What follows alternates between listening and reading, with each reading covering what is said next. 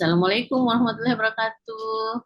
Anak-anak sekalian, pada pertemuan kali ini kita akan belajar tentang pengertian profesi, syarat-syarat profesi kependidikan, dan landasan profesi kependidikan. Satu persatu akan dipaparkan sebagai berikut. Nah, profesi itu apa ya?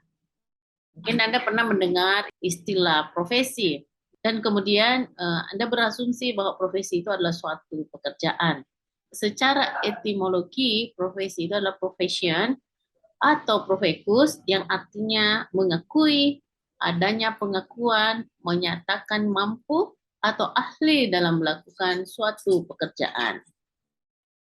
Nah, pengertian lain secara terminologi, profesi berarti suatu pekerjaan yang mempersyaratkan pendidikan tinggi bagi pelakunya yang ditekankan pada pekerjaan mental, yaitu adanya persyaratan pengetahuan teoritis sebagai instrumen untuk melakukan perbuatan praktis, bukan pekerjaan manual.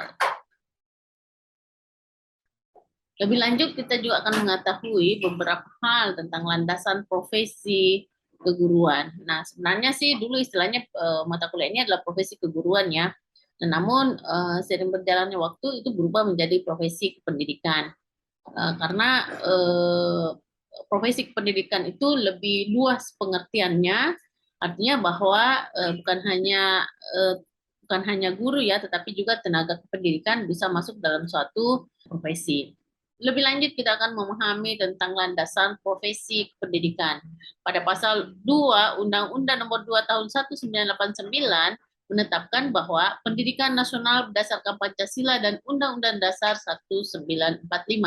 Rincian selanjutnya tentang hal itu tercantum dalam penjelasan Undang-Undang RI Nomor 2 Tahun 1989 yang menegaskan bahwa pembangunan nasional termasuk bidang pendidikan adalah pengamalan Pancasila, dan untuk itu pendidikan nasional mengusahakan antara lain pembentukan manusia Pancasila sebagai manusia pembangunan yang tinggi kualitasnya dan mampu mandiri.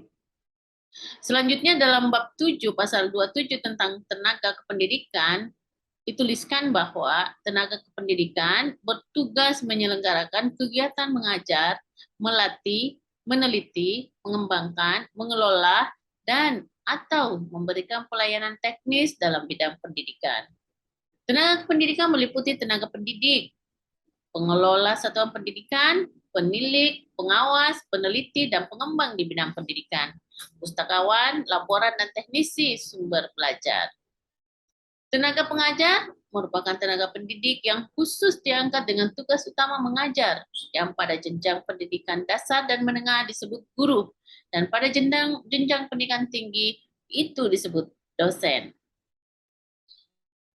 Nah, ada beberapa syarat yang harus kita ketahui tentang profesi kependidikan. Yang pertama yaitu jabatan yang melibatkan kegiatan intelektual. Apa maksudnya? Maksudnya bahwa mengajar melibatkan upaya-upaya yang sifatnya sangat didominasi oleh kegiatan intelektual. Yang kedua, jabatan yang menggeluti batang tubuh ilmu khusus. Semua jabatan yang mempunyai monopoli pengetahuan yang memisahkan anggota mereka dari orang awam dan memungkinkan mereka mengadakan pengawasan tentang jabatannya. Selanjutnya adalah jabatan yang memerlukan persiapan profesional yang lama. Perbedaan antara jabatan profesional dengan non-profesional antara lain adalah dalam menyelesaikan pendidikan melalui kurikulum, yaitu ada yang diatur universitas atau institut, atau melalui pengalaman praktik dan pemagaman atau kuliah. Selanjutnya, jabatan yang memerlukan latihan dalam jabatan yang berkesinambungan. Jabatan guru cenderung menunjukkan bukti yang kuat sebagai jabatan profesional, sebab hampir tiap tahun guru melakukan berbagai kegiatan latihan profesional, baik yang mendapatkan penghargaan kredit maupun tanpa kredit. Jabatan yang menjanjikan karir hidup dan keanggotaan yang permanen. Tidak begitu banyak guru yang pindah ke bidang lain.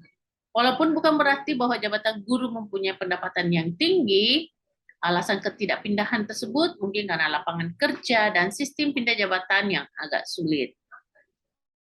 Jabatan yang menentukan baku standarnya sendiri.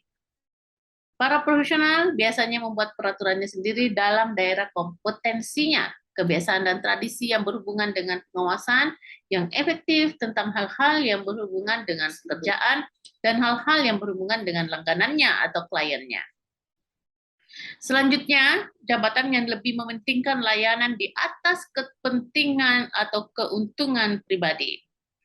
Kebanyakan orang memilih jabatan guru berdasarkan apa yang dianggap baik oleh mereka, yakni mendapatkan kepuasan rohania ketimbang kepuasan lahiriah. Namun tidak berarti bahwa guru harus dibayar lebih rendah, tetapi juga tidak berharap untuk cepat kaya bila memilih jabatan guru. Jadi kalau mau kaya, jangan memilih jabatan guru.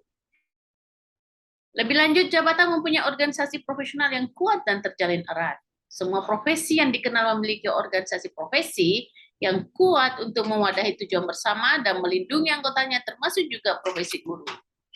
Contoh, ada PGRI, kemudian ada Ikatan Guru Indonesia.